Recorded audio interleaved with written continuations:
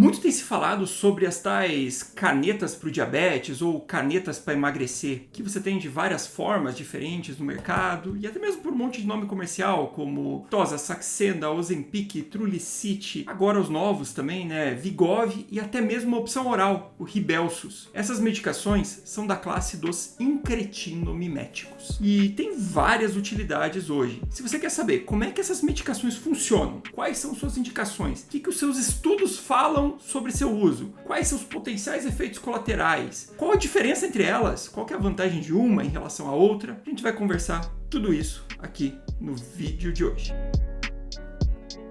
E se você é novo por aqui e ainda não me conhece, meu nome é Gustavo Lenci Marques, eu sou médico, sou especialista em cardiologia e clínica médica, doutor em medicina interna e professor universitário. Aqui no canal a gente fala a respeito de temas relacionados à medicina e às ciências da saúde de uma forma simples e descomplicada, destinada a você que é da área ou não, que está aqui apenas buscando mais conhecimento sobre as suas doenças, sobre seus remédios ou simplesmente mais conhecimento sobre a saúde. Mas antes da gente falar das medicações, sempre cabe aqui aquela ressalva inicial, que se você está aqui no canal procurando só mais conhecimento a respeito da medicação, mas você não é médico, não é da área da saúde, lembre que a gente não estimula a automedicação. Pegue o conhecimento aprendido nesse vídeo e leve para um médico da sua confiança para discutir o seu uso e receber uma orientação médica com prescrição, certo? Nós não estimulamos a automedicação. Agora sim, vamos falar dessas medicações. A primeira coisa que a gente tem que entender é o que são as incretinas. As incretinas são substâncias do nosso corpo que têm como principal função regular a secreção de insulina no pâncreas e também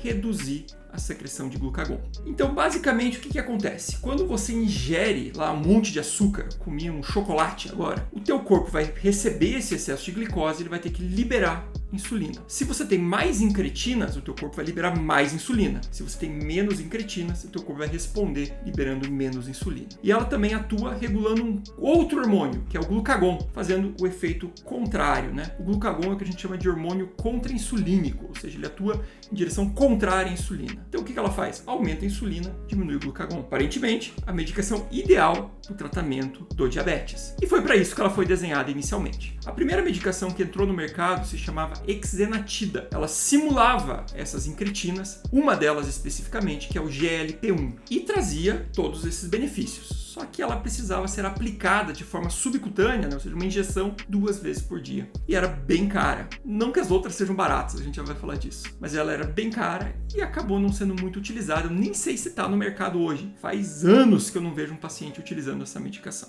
Conforme ela foi sendo estudada, começou-se a perceber que essas incretinas tinham outros efeitos também. Como, por exemplo, elas faziam o estômago esvaziar mais devagar. Elas aumentavam o tempo de esvaziamento gástrico. Com isso, quando a pessoa comia, ela se sentia mais empachada, sentia aquela sensação que o estômago estava muito cheio. Essas substâncias também demonstraram ter capacidade de regular apetite no sistema nervoso central. E as medicações começaram a demonstrar que, além de ter esse benefício na glicemia, elas traziam uma baita redução de peso para os pacientes. Que é até esperado, já que quando o paciente come, ele se sente mais satisfeito e ele tem menos apetite. E realmente a medicação foi evoluindo. E a próxima medicação, a próxima geração, se a gente podia dizer assim, foi a liraglutida, que foi estudada novamente pro diabetes e veio para o mercado com o nome comercial de Victoza. Nesse momento, as pessoas já estavam percebendo esses benefícios que os estudos traziam. Já tinha aquele baita ganho de peso, só que ela só era estudada em paciente com diabetes. Mas, popularmente, muita gente começou a utilizar ela mesmo sem ter diabetes para perder peso. Então, pessoas começaram a utilizar e estavam perdendo peso mesmo. Então, o que a indústria resolveu fazer? Bom, vamos testar então em pacientes sem diabetes. E a dose que foi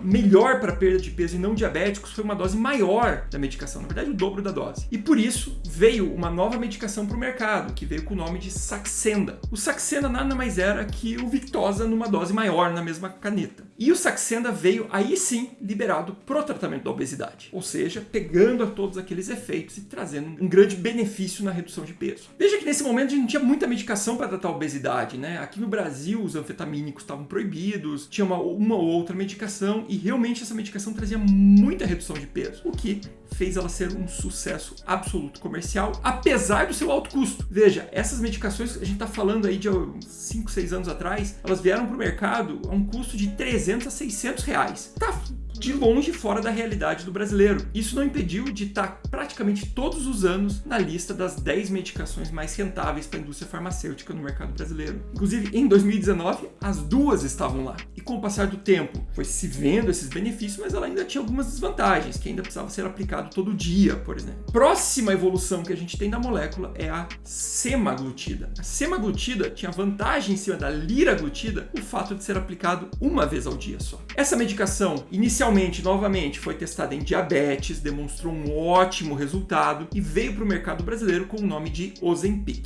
Na sequência, foi estudada em outras condições, como, por exemplo, a esteatohepatite gordurosa não alcoólica. O que é isso, Gustavo? Isso é basicamente uma hepatite causada por excesso de gordura no fígado. Pode parecer assim que não é tão importante, mas nos Estados Unidos já está entre as principais causas de cirrose, passando inclusive o álcool. Então é uma condição relevante. E também, na sequência, veio lá os estudos na obesidade, mas novamente com uma dose maior do que a dose testada no diabetes. A dose de 1 mg, que era a dose usada lá no diabetes, ela trazia uma ótima redução de peso, mas a dose de 2,4 mg, que foi a dose que foi divulgada nesses estudos, que foram todos publicados no ano passado, 2021, trouxeram simplesmente a maior redução de peso que alguma medicação já teve no tratamento da obesidade. Para vocês terem uma ideia do que eu estou falando, eu vou colocar esse gráfico aqui na tela, que ele mostra pra gente todas as terapias recentes estudadas para obesidade e demonstrando a redução de peso que ela traz. A gente tem lá em cima, para vocês verem lá, prática de dieta e atividade física e depois as medicações embaixo, né? Vale lembrar que todas as medicações, obviamente, elas estão associadas à dieta e atividade física nesse gráfico. Mas veja aqui,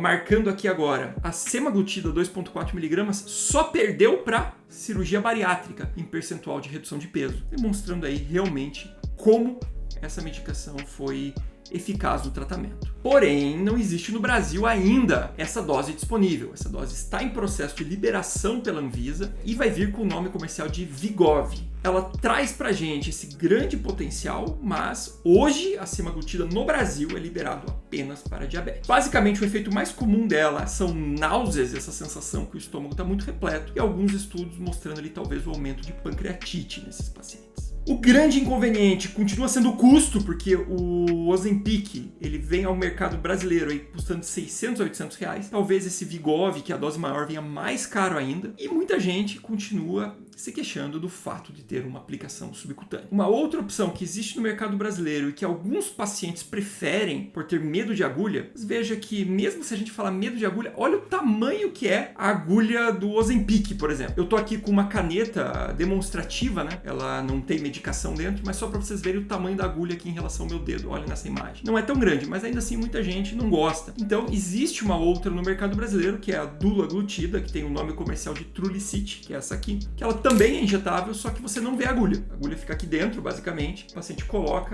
ele ativa, ele coloca, ele aperta. Então ele sente só a pressão, ele não vê a agulha entrando.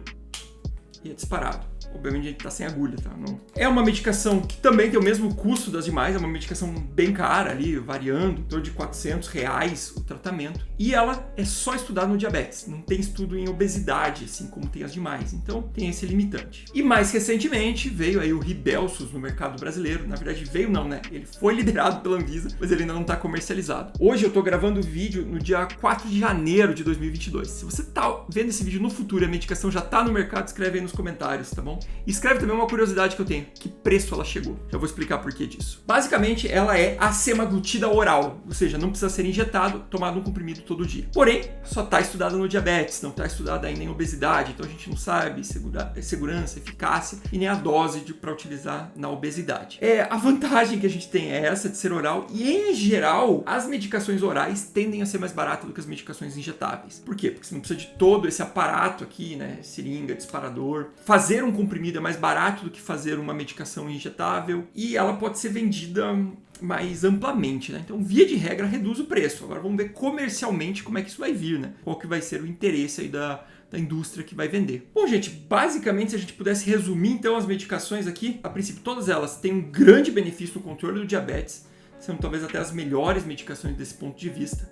A liraglutida, particularmente, tem um estudo chamado LEADER, que demonstrou uma redução de mortalidade cardiovascular nos pacientes com diabetes. Todas abaixam muito bem a glicemia, todas trazem redução de peso, porém, validadas para o uso na obesidade só no mercado brasileiro. Saxenda, agora esse Vigov que está para vir, que é a dose de semaglutida 2,4 mg. As demais, liberadas apenas para diabetes. Sei que tem gente que faz uso para outras coisas, mas o que está liberado é isso. Os efeitos colaterais de todas elas são muito parecidos, mas essa questão estomacal, essas náuseas, tá certo? E a grande desvantagem de todas elas é esse preço muito alto, talvez reduza com a formulação oral. Se esse vídeo te esclareceu essas situações, se você aprendeu um pouco mais aqui no vídeo de hoje, não esquece de deixar o like, compartilhar com quem possa se interessar e comentar aqui embaixo. Isso ajuda aí o canal a continuar crescendo. Muito obrigado, gente, e até o próximo vídeo. Imagina, gente, uma das medicações que... uma medicação absurdamente cara, mas que está entre as mais vendidas, né? O pessoal realmente, para emagrecer, eles usam bastante, né? Pro diabetes não vejo tanta gente usando, hein? Para emagrecer a gente vê. E vale lembrar quais que são as únicas liberadas.